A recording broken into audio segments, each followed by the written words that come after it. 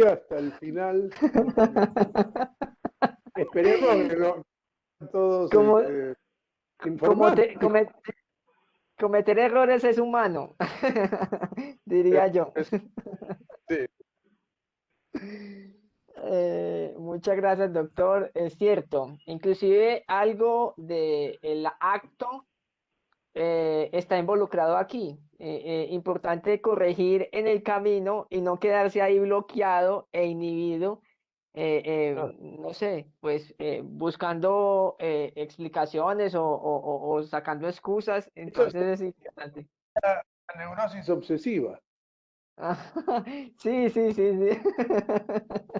Obsesiva, pedirle permiso a un pie para mover el otro pie. Exacto. El Esa es la problema es que neurosis. cuando también le tengo que pedir permiso. Mejor. Sí. Bueno, Bueno, Andrés Penagos, muchas gracias por estar acá. Juan Carlos, el doctor Luis Skinman, muchas gracias. Esto es Estudios Psicoanalíticos Armenia Quindío.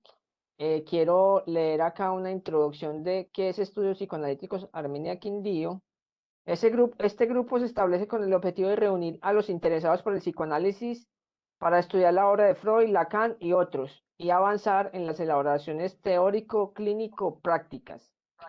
Bueno, pues me voy a permitir a darla como la introducción a este espacio, que va a ser más o menos de una hora, esperemos. Es una conversación que va a tratar del psicoanálisis y la sexualidad, con principalmente el doctor Luis Eduardo Schnitman, médico interesante psicoanalista. el psicoanálisis y la SOS, no sé. Lazos. Tú tuviste un lapsus. Ibas a decir el psicoanálisis y la sexualidad. Y dijiste el psicoanálisis y la SOS, no sé qué. Ah, Una, sí, sí, sí.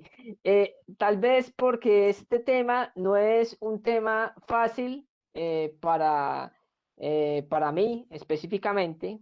Hace parte de mi trabajo también analítico, como analizante. La sexualidad siempre ha estado ahí presente y pues encontramos el sentido de esos lapsus, ¿sí? Bueno, pues aquí tenemos a un gran psicoanalista que puede interpretarlos, pero este no es este no es un espacio, un campo analítico, esto es un campo de estudio. no, lo señalaba solo como fenómeno vivo del ¿Sí? inconsciente, no para interpretarlo. Perfecto. Tranquilo,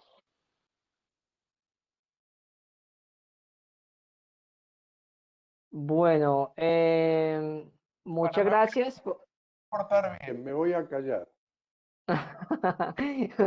Bueno, muchas gracias por estar en este espacio. Entonces vamos a tratar este tema a partir del psicoanálisis. Entonces, bueno, yo tuve como el atrevimiento de plantear cinco preguntas o elementos que nos van a abrir el debate y nos van a permitir tratar este tema. Y el primero, pues va a ser una pregunta para todos ustedes. Eh, Cuando el psicoanálisis habla de sexualidad, ¿a qué se refiere?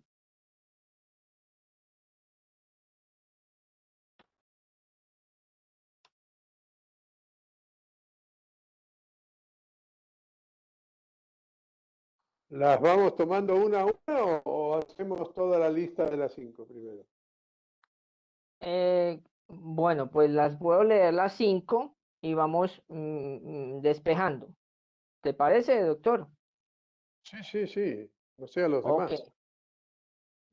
Andrés, Juan Carlos, ¿les parece? Sí, correcto, no hay ningún problema. Perfecto. Bien. Eh, Andrés, no sé si está ahí presente. Bueno, vamos a seguir.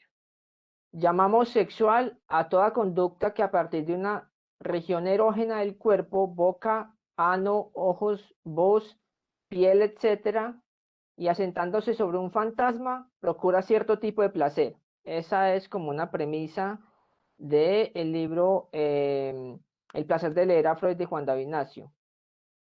La tercera es Lacan, ¿a qué se refiere cuando dice que la relación sexual es imposible o no hay relación sexual?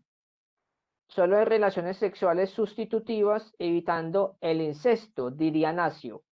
Eso es como la tercera premisa. La cuarta, el doctor Juan David Nacio en su libro El placer de leer a Freud dice, los psicoanalistas concluyen simplemente diciendo que el pecho materno es nuestro primer objeto sexual. Y ahí se abre la dimensión de la sexualidad. Y el quinto, el deseo es la expresión de la pulsión sexual. Esto también es otra premisa del doctor Juan David Nacio. Esas son las cinco, como los 5 puntos que pues preparé en este espacio para tratar.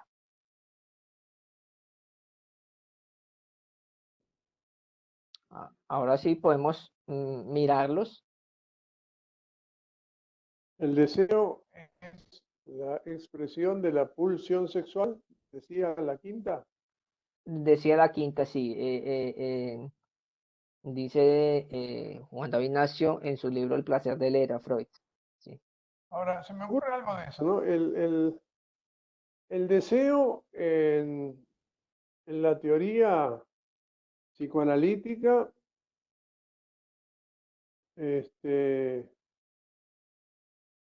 por lo menos en Freud, y creo que desde ahí hasta siempre, hasta hoy, es deseo inconsciente, ¿verdad? Sí. No se habla del anhelo o de que algo me gusta mucho, ¿no? Porque esa es Sí. la cosa imaginaria,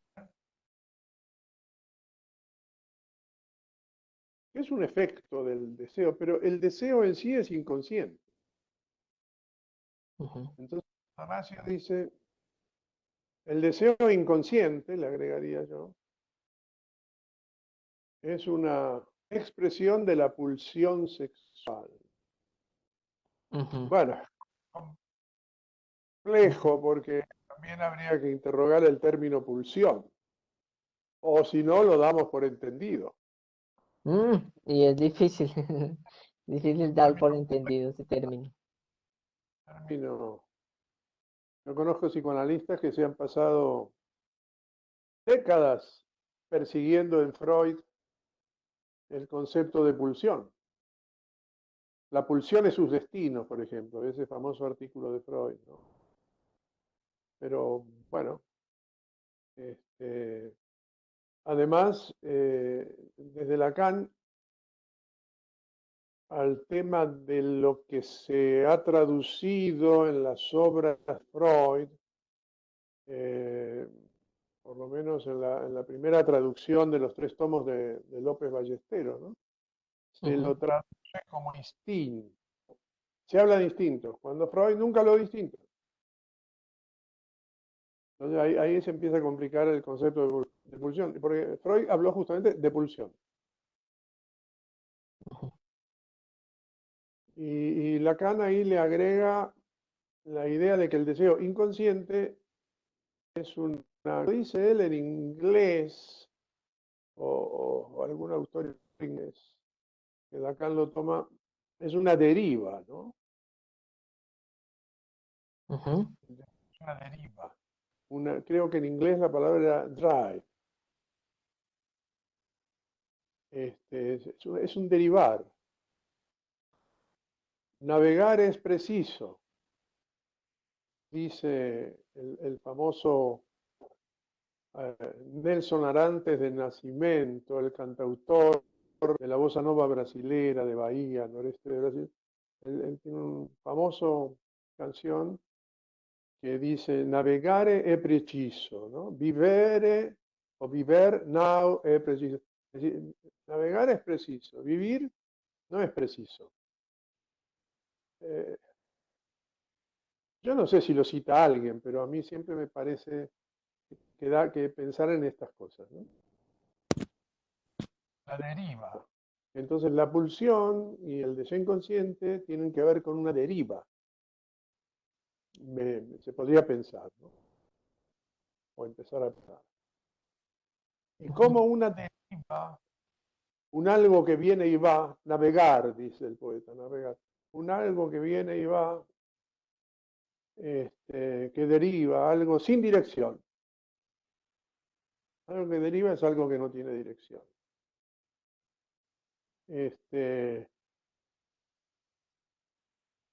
Tiene que ver con la sexualidad. Entonces la sexualidad en psicoanálisis tiene que ver con un mecanismo inconsciente, el deseo, que es una deriva. Entonces, esa pulsión, digamos ese impulso, llamémoslo así, el impulso sexual, es un derivar. Entonces, cuando Lacan dice en la otra pregunta, las relaciones sexuales no existen, esas frases enigmáticas,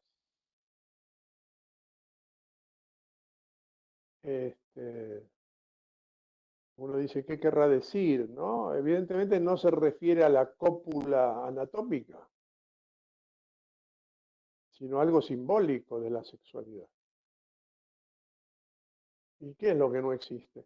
Bueno, yo diría que no se puede, que lo que no existe, a lo que él se refiere, me imagino, es que no se puede alcanzar el objeto de ese deseo que deriva. Por eso es una deriva. Menaza, el director del Grupo Cero, una escuela de psicoanálisis,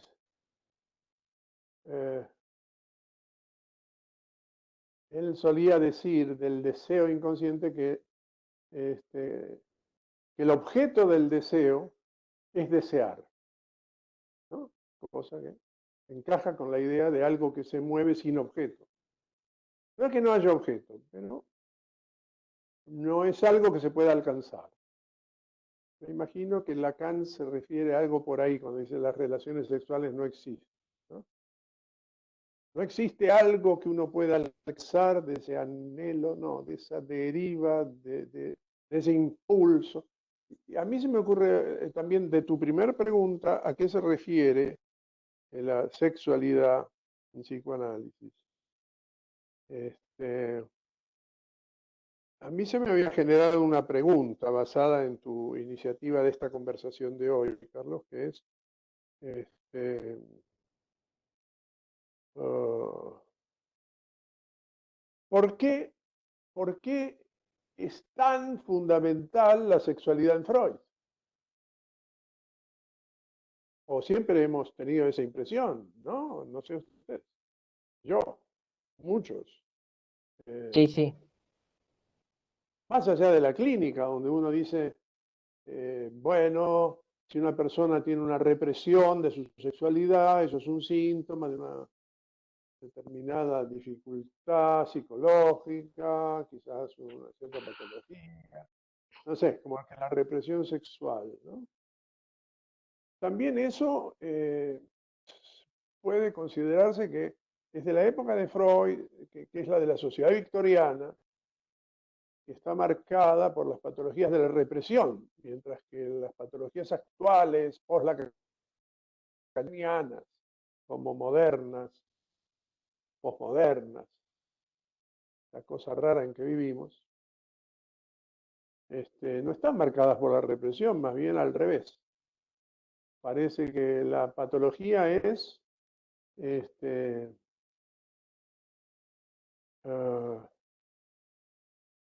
el super yo posmoderno o freudiano sería, no es la represión, sino la falta de represión.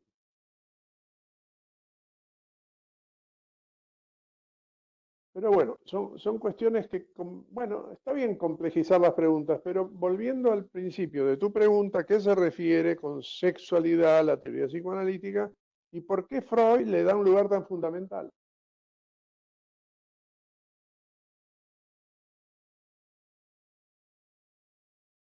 Bueno, yo prometí cerrar la boca, así que cierro la boca porque eso es una...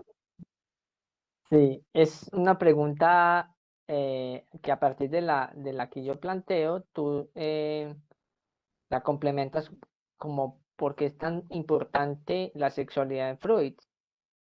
Y yo puedo decir, bueno, está bien que Juan Carlos y por ahí si está Andrés también puedan participar, pero pienso que, bueno, es una pregunta muy difícil, sí, ¿no? Pues como para contestarla como tajantemente, es una pregunta que va a quedar ahí circulando, pero yo pienso que, bueno, además de la novedad, la novedad del descubrimiento freudiano del inconsciente y el inconsciente como manifestado también en una inhibición o en una patología, como tú lo dices, de la represión.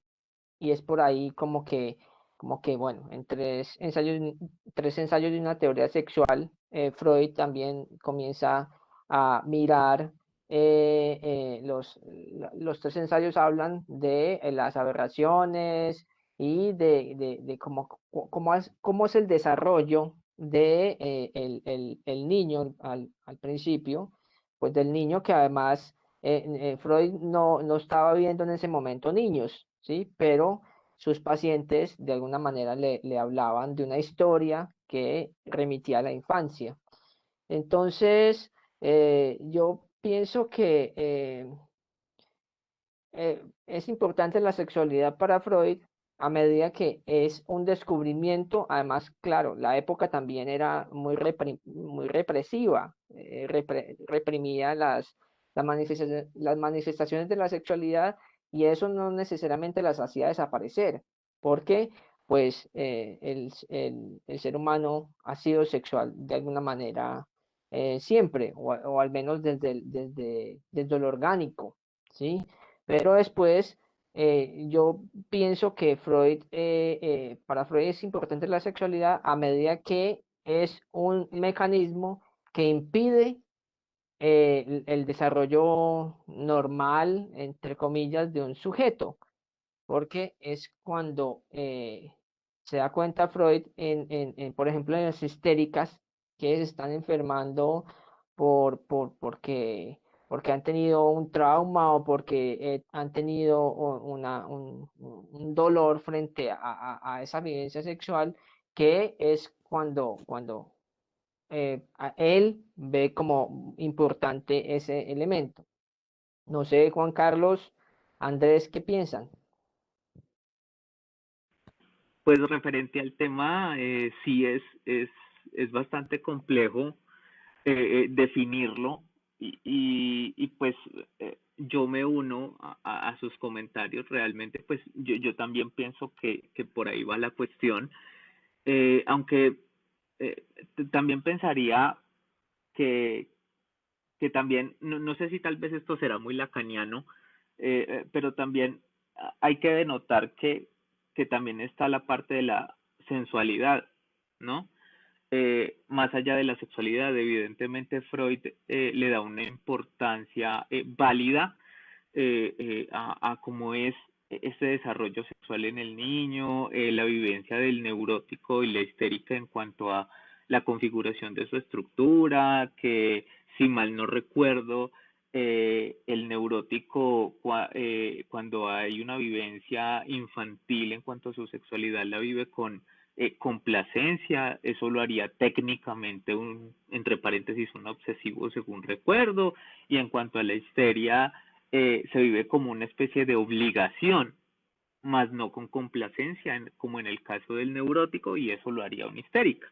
Pero eso, pues según lo que recuerdo, eso me llevaría a pensar, y es a lo que nos menciona el doctor, que nos dice que pues como que hoy en día, como que esto de la represión no se ve, y entonces me pregunto yo un poco, eh, ¿qué pasaría entonces? ¿Cómo muta en este caso o cómo se manifiesta la histérica y el cuanto al obsesivo en cuanto a eso que dijo Freud, que según recuerdo lo que les acabo de mencionar, según su vivencia. Si ya, por ejemplo, esa represión como tal, como que mutó, porque ya casi no está, eh, ¿de qué manera se evidencia, no? O lo podríamos ver hoy en día. Yo agrego una cosita. Cuando decía lo de que se ha dado vuelta, es como en la época de Freud estaba prohibido el deseo. Entonces la patología era la neurosis por represión, se reprimía. Estaba prohibido cultural e ideológicamente una época. Entonces se reprimía. Entonces las patologías neuróticas descritas por Freud mayormente eran por represión. ¿Y qué sería que es? Y ahora se ha dado vuelta. Bueno, sería, está prohibida la represión. Antes estaba prohibido el deseo, eso ejercitaba mediante la represión en la neurona. Y ahora lo que está prohibido es la represión. Dando un salto, que no sé si estaba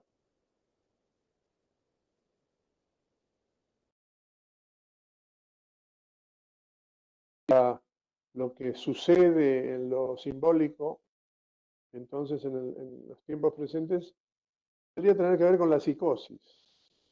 Serían tiempos de psicosis. Doctor, estos serían tiempos de psicosis, estos, lo contemporáneo. Claro. Serían tiempos de psicosis, ¿no?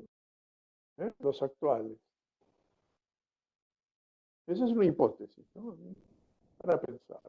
Todo esto, en fin, es para pensar, ¿no? Es que el tema de sexualidad y psicoanálisis es un tema, sea lo que sea, es muy fundamental. Entonces, es como lanzar unas hipótesis, las presuntas hipótesis, bueno, hipótesis. Las hipótesis son siempre presunciones. Son ideas para investigar para investigarlas, un camino, digamos, ¿no? Que después en el camino uno las encuentra inválidas, bueno, como son hipótesis en la ciencia, se pueden reevaluar y sustituir por otro. Bueno, es un tema, traer este tema así, psicoanálisis y sexualidad, es una idea para abrir hipótesis. Me parece que no debiéramos tratar mucho, más bien plantear hipótesis.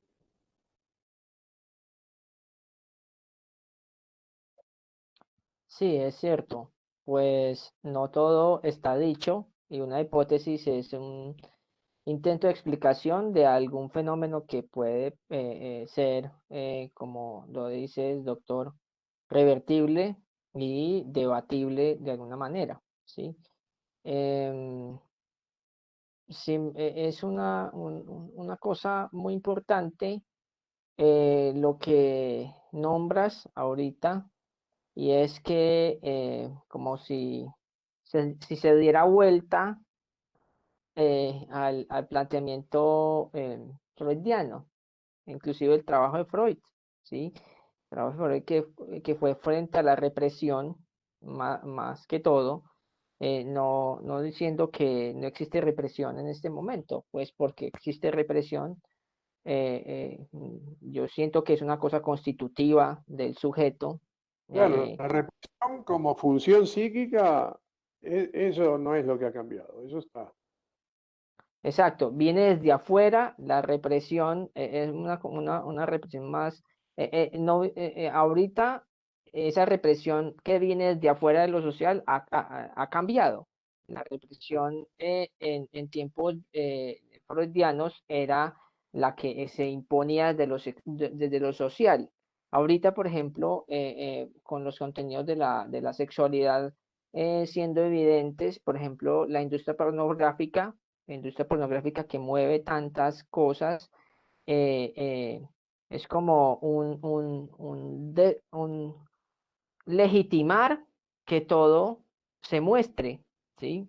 A comparación de los tiempos de Freud, que era totalmente reprimida desde afuera y bueno, pues hay que como preguntarnos frente al efecto de esa falta de represión social y de esa legitimidad que le da la sociedad a manifestaciones sexuales, por ejemplo, como la pornografía o como, por ejemplo, leía en un tema que estaba trabajando sobre las parafilias y las perversiones, leía una noticia que en España están como pensando un proyecto de ley para decir que los pedofílicos están al mismo nivel que como los voyeristas o los froteuristas que tienen como esas prácticas para el placer sexual propio y que legitimaran o que aceptaran que el pedofílico es un enfermo, pero un enfermo a ese nivel, ¿sí? Que pues no tiene la culpa, que no tiene ninguna responsabilidad y es que porque no, es algo que no se puede manejar. ¿Sí? Entonces, como aceptando la pedofilia a ese nivel de falta de represión social, ¿sí? Eso es una cosa bien escandalosa al final. Escandalosa Yo quería, esa palabra, ¿no? Porque refiere a lo, ¿no? Refiere a la ideología social o a la moral social, ¿no? Es escandaloso para una cierta mirada social, ¿no? Sin embargo, lo plantean, curiosa cosa, que te llamó la atención, ¿no? Te llama la atención, ciertamente. Lo plantean como una parte de la normalidad del deseo, diría yo. Entonces, si el deseo, como dice Miguel Oscar Menaza del Grupo Cero, tiene como objeto el desear, es como la deriva freudiana para Lacan, ¿no? Entonces, el deseo, abre la pregunta, el deseo da igual. El objeto da igual. Lo importante es, el objeto es una, una función necesaria para que el deseo tenga lugar, que lo suscita. Pero en sí, específicamente, ningún deseo tiene ninguna importancia. Eso es lo que está en danza, en esas cosas que plantea. Por ejemplo, en Estados Unidos hará, no sé, por ahí más de 20 años, este, se empezó a poner de moda una reivindicación, así como ese de la pedofilia, todavía más escandalosa para la moral cultural, por lo menos, que era esos que comen muertos, perdón la indelicadeza, ahora, pero no me acuerdo cómo se llama, eso tiene un nombre de la nosología clásica psiquiátrica, ¿no? Pero hay gente que hace eso. Comen muertos, doctor, frente al acto de devorarlos. De sociólogos o psicólogos, no sé, me acuerdo bien. ¿Eh?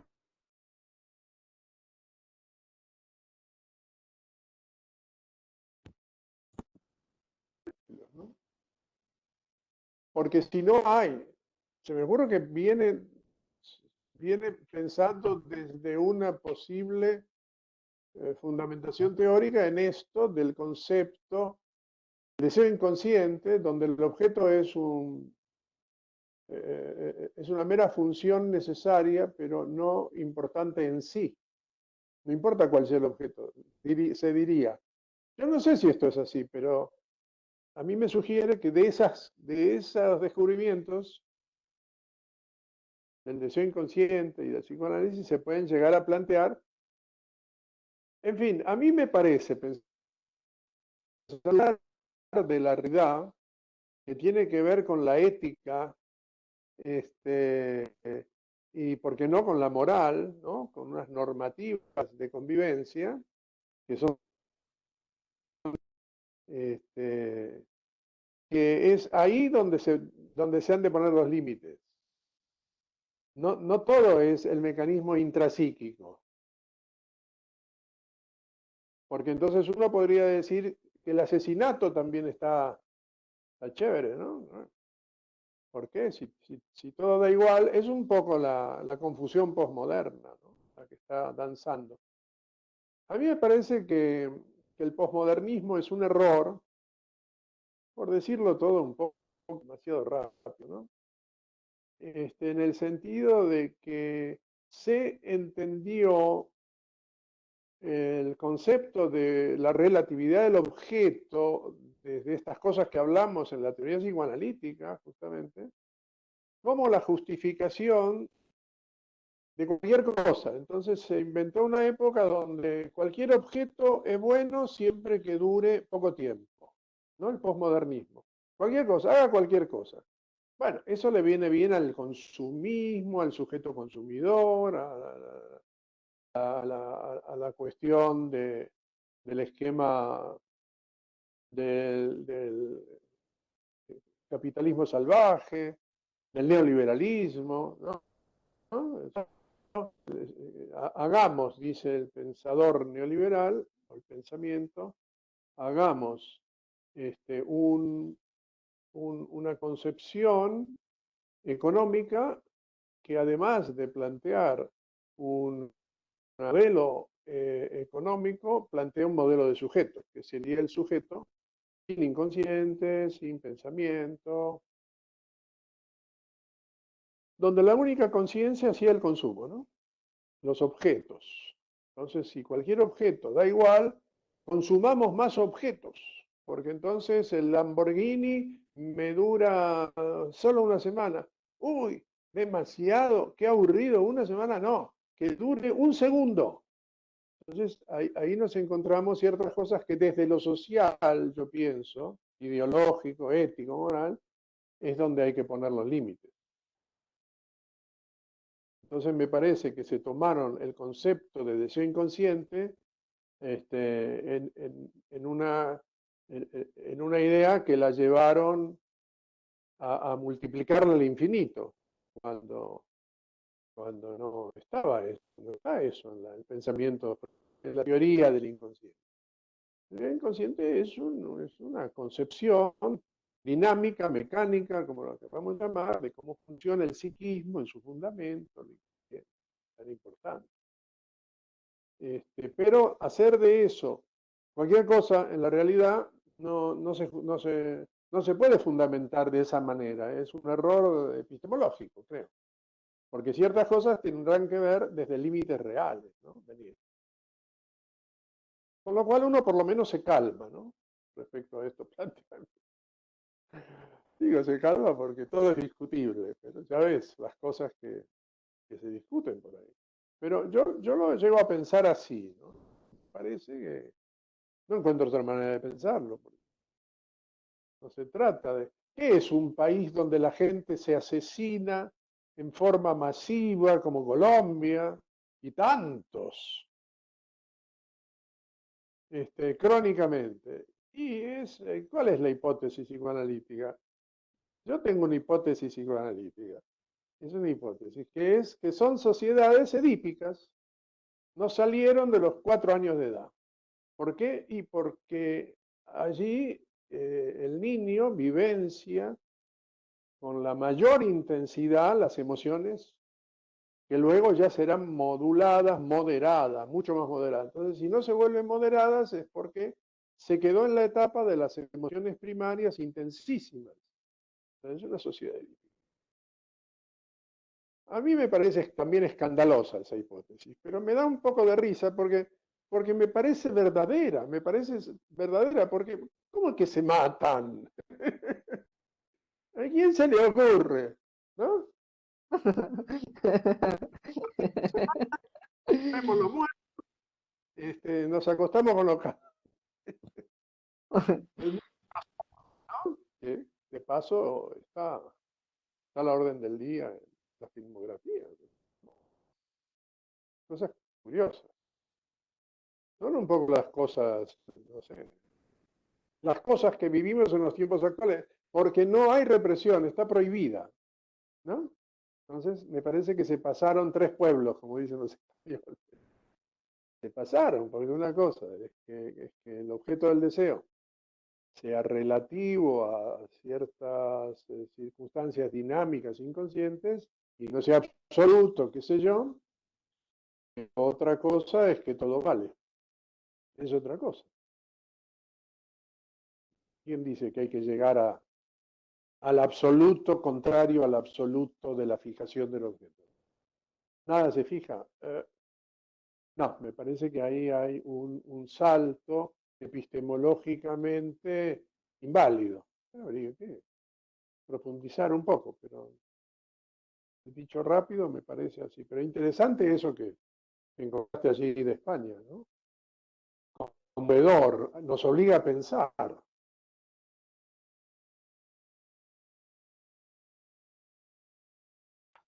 Y de pronto le Sí, van a echar eso. la culpa al psicoanálisis. Bueno, está bien, el psicoanálisis le puedes echar la culpa, pero la culpa de eso es de alguna otra cosa, no del psicoanálisis.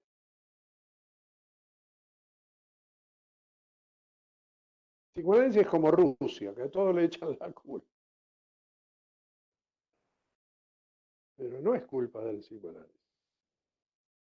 No, el psicoanálisis es como lo de la energía atómica que en la física, ¿no? Einstein descubre, construye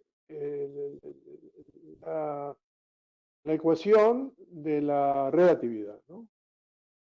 La relación de la masa con la energía. Bueno, es un avance alucinante. ¿Y qué hace de eso el ser humano? Una bomba atómica. Están locos. Es decir, una época de psicosis. Es un ejemplo. Está todo permitido. No, ¿cómo está todo permitido? Entonces, ¿mato a mi madre? ¿Qué quiere decir que está todo permitido? La madre no me la toque. No, no quiere decir que todo está permitido. Fue un descubrimiento, una teorización maravillosa. ¿Y qué hace con eso la humanidad? Una bomba atómica. Eh, no, yo digo que hay algo que es un error epistemológico. Concepción, porque hay una concepción. Que yo convierta una hipótesis, una ecuación que da un salto en la comprensión de un montón de cosas, en un elemento de muerte es un cuento organizado desde la realidad, no desde la ecuación.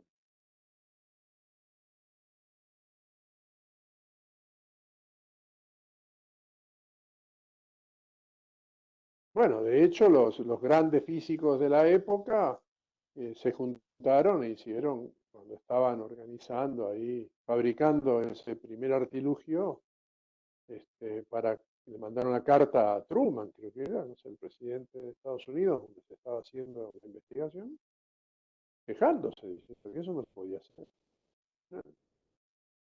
Se ve que no los escucharon. Bueno, porque nada se escucha, porque escuchar está mal.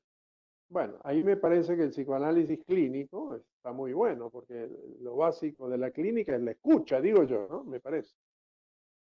Se puede plantear así. Entonces, escuchar no está mal, es la base de la constitución del sujeto humano.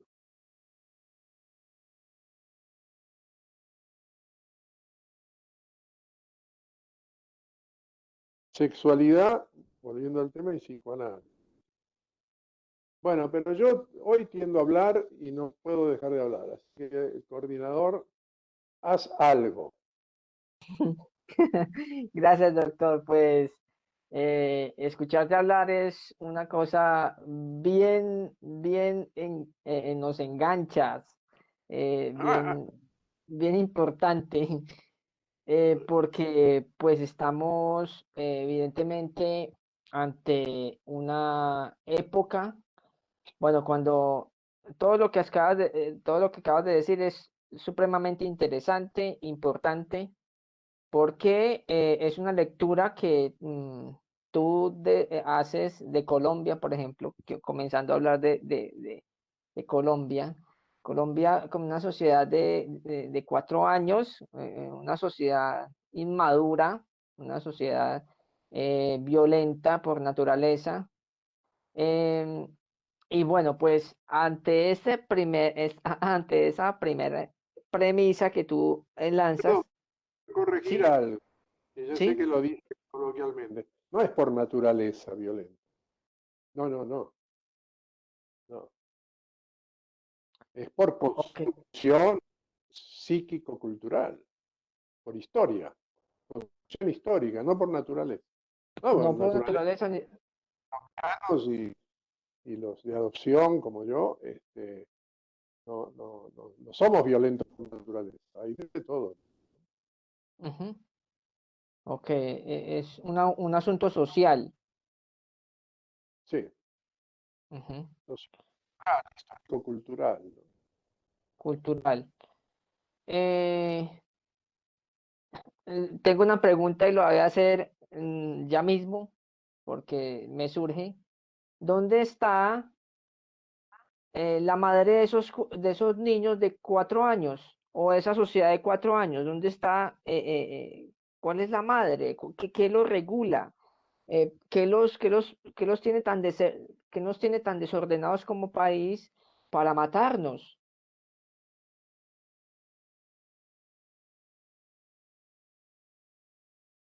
¿Qué opinarán los colombianos?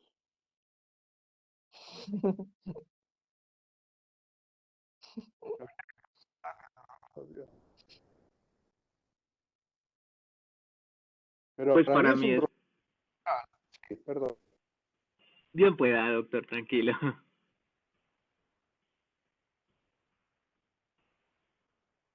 Bueno, media humanidad está así hoy en día, ¿no? Parece que la excepción las comunidades que no están así. Todo el mundo se está matando con todo el mundo. No, no todos, exagero, pero hay una cantidad de guerras que nunca existieron. Tantas.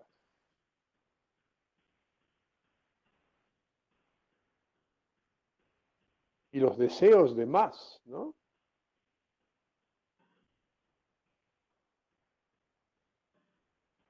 En fin, no, no hay que deprimirse. Es una invitación a la reflexión. Pero es una invitación, una reflexión fuerte, ¿no? Es lo que demanda la situación. Yo no sé si ya se cortó el-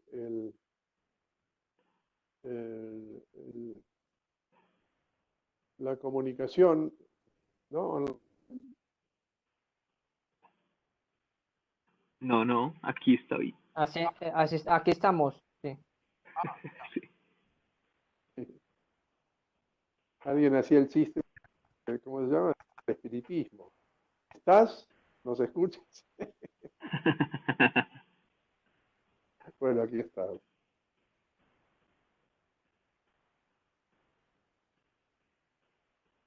Colega, Sí, adelante. Sí. es un mal de mucho, consuelo de tontos, ¿no? Pero bueno, consuela un poco, porque si no, uno que se va. Nos vamos a suicidar porque somos malos. No, eso es muy bien. Hay que reflexionar. Yo creo que la reflexión no es que no haya habido enormes pensadores de lo social latinoamericano, por ejemplo, ¿no? En la historia de Colombia. Enormes.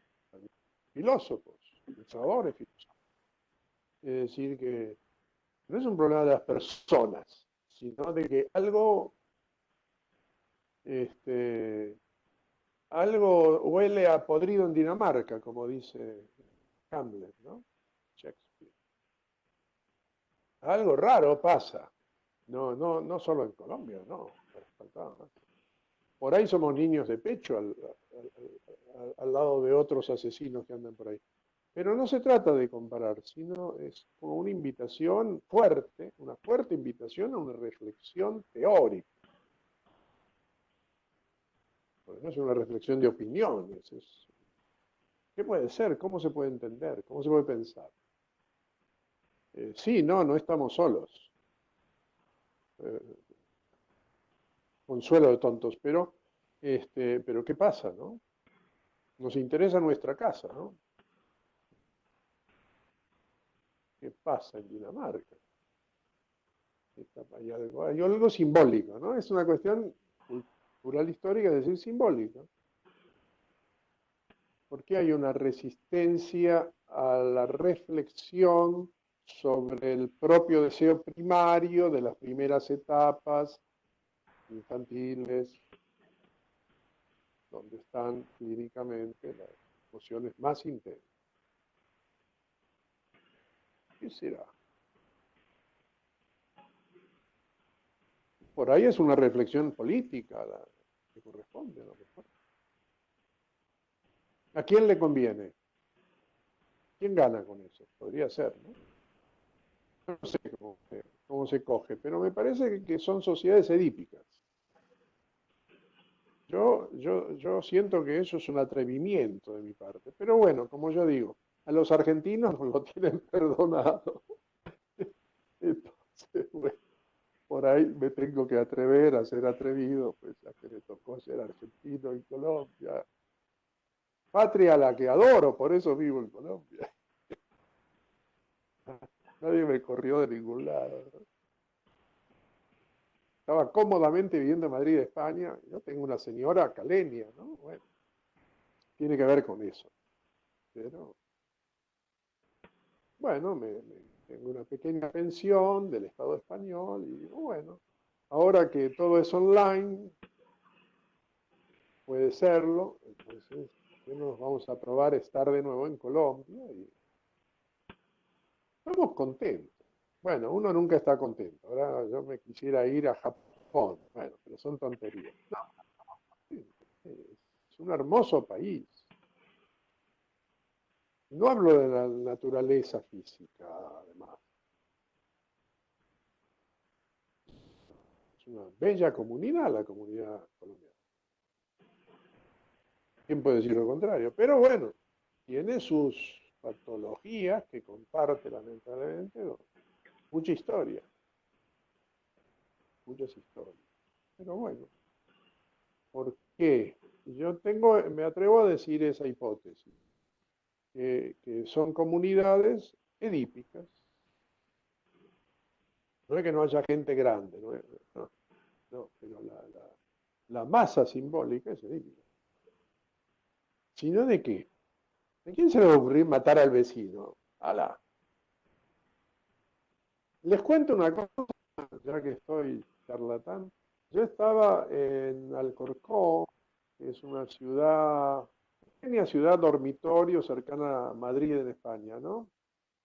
Y entonces estaba haciendo un trabajo contratado por la alcaldía de esa pequeña ciudad, de psicoanálisis comunitario, que era trabajar con grupos de víctimas o victimarios de la antigua guerra civil española. Hace 20 años, es decir, ya casi no había vivos hace 20 años, pero había alguna gente anciana que se reunía a esos talleres, ¿no? Para ver qué se les ocurría decir, como en psicoanálisis, ¿no? Hable de lo que le venga a la mente. Bueno, y lo que les quería contar fue una escena escalofriante, todavía se me paran los pelos cuando cada vez que lo recuerdo, que es que había dos señores de, no sé, 85 años, vecinos de esa ciudad de Alcorcón,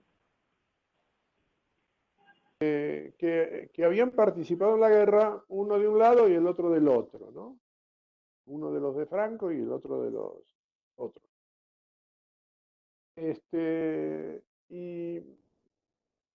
Y entonces no se habían vuelto a saludar durante 60 años, mientras se cruzaban a diario en el mercado cuando iban a comprar alimentos. Y entonces estaban los dos en ese grupo.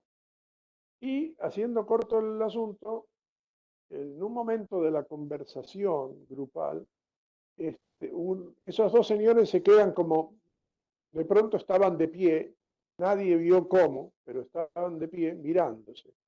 No enfrentados, sino mirándose. Nunca se habían vuelto a mirar, después de dispararse, ¿no? De lado y lado. Y entonces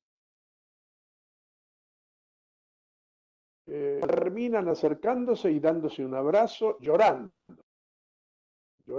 como críos. ¿Qué era lo que eran? Críos edípicos. Ahí crecieron. Fue escalofriante. Creo que logro transmitirlo un poco. Pero así como les cuento. Ah, bueno, y unas palabras que se dijeron en... Somos unos, una jerga española, la palabra gilipollas, que quiere decir estúpidos. Somos unos gilipollas, se dijeron los dos. Y ahí se abrazaron. Qué lección que nos dieron, ¿no? Carne viva. Y bueno, a mí me da que pensar para esto de lo edípico, ¿no? Porque es como si ellos hubieran dicho, vivimos en el complejo de Edipo, sintiendo las cosas sin límites, el odio sin límites, el amor sin límites, todo sin límites. Bueno, como los 4 o 5 años. Después los niños se calman. Llegaron así toda la vida, no se volvieron a saludar. Después contaron la historia. La gente les preguntó, ¿y por qué ustedes dicen que son gilipollas? Contaron esta historia. No nos habíamos vuelto a saludar. Todo el mundo los conocía porque es un pueblo chico, pero no conocían la historia. Bueno, tampoco la ignoramos. Esa es una historia que está presente en ese país, ¿no? Ya han muerto casi todos, bueno, actualmente me imagino que todos, o casi. Pero de todos modos, había gente viva de esa historia y muchos relatos que la gente tenía en su cultura. Esa cuestión de que habían estado enfrentados entre hermanos o entre primos, volándose a tiros, eso es parte de la cultura de ese país porque quedó registrada esa situación de una guerra civil, ¿no? Fratricida. Entonces, guerras fratricidas son edípicas, se diría. Son gilipollas, son estúpidas. Digamos gilipollas. Una palabra de otro lado nos suena más fácil de pronunciar para la reflexión. Pero fue, ¿no? Escalofriante, ¿no? ¿No les hizo temblar un poco? Sí, impactantísima, doctor. Más por la sensación de perdón, la sensación de, de, de que algo se soluciona y cuando dices ahí crecieron, es cuando uno comprende como que es por medio como del perdón y de muchas otras cosas que uno avanza y uno madura. Colega, iba a decir algo. Estábamos equivocados. Y Sí, ahí no somos equivocados que fuimos. No es perdón en el sentido, pues, imaginario, sino es que es un cambio de posición inconsciente. Ya no soy aquel que fui. Entonces, ¿con quién me voy a pelear?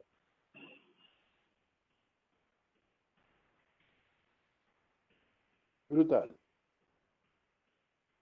Bueno, quizás nos alejamos del tema, pero bueno, el tema de la sexualidad da para esto, pero me parece que no me atrevo a seguir hablando, porque ya es la hora.